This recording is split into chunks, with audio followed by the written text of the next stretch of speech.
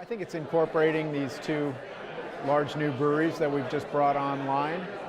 We've got a lot of folks in Berlin, Germany, and in Richmond, Virginia, and we need to make them feel a part of our company and part of our culture, and as well as integrating the operations of those two places into what we do and making sure we're all on the same page.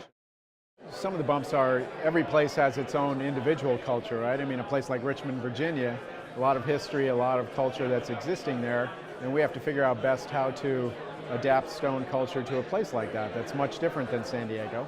But at the same time, we need to make sure our core values carry through what we do there, right? So it's kind of a compromise, right? We want to reflect and respect what their culture is there, but also, we have to be Stone Brewing Company there too. And in Berlin, it's even more challenging, more time zones, harder to communicate, language barrier, really different culture. So there's a lot of... Get a little bit of how dare you tell us about beer? We don't get that from the people who work for us. They're very excited to be with us. I mean, we've got a young brewing team that is so excited to be brewing something different, and to be part of a project that's trying to change beer in Europe, So we don't get that from our folks so much. And Berlin is not that kind of a city. Berlin is a very exciting, experimental, cosmopolitan place that's very open-minded, and we've gotten good response from what we're doing so far. But there's a reason we didn't set it up in Munich too, right? Because that's a little more traditional there, maybe.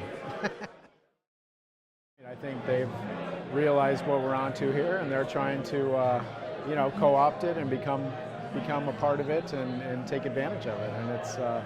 And it's difficult. We need to continue to educate people about why it's important that there are independent brewers out there who, can be creative and take risks and do things that excite people rather than these large multinational corporations.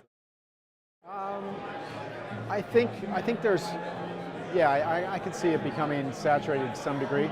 I think there's always room for a great local neighborhood place, that serves the people around them and does something really creative and really unique.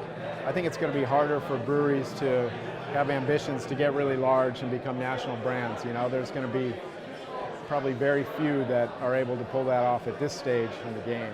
It's a pretty crowded place and maybe a little bit late at this point. But I never want to talk anybody out of pursuing their dreams, so it's a pretty special thing. But would you tell them though that it's harder than it once was?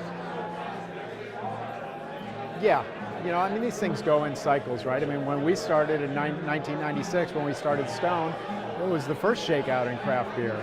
It was an extremely difficult time. We had to overcome a lot of objections that people had, a lot of bad experiences that they had to be able to get a toehold for our brewery. And then, there were the glory years and the years that got us to here. But, the hard times may be coming again. These things always happen, and they always happen in cycles, and everybody needs to be prepared for it.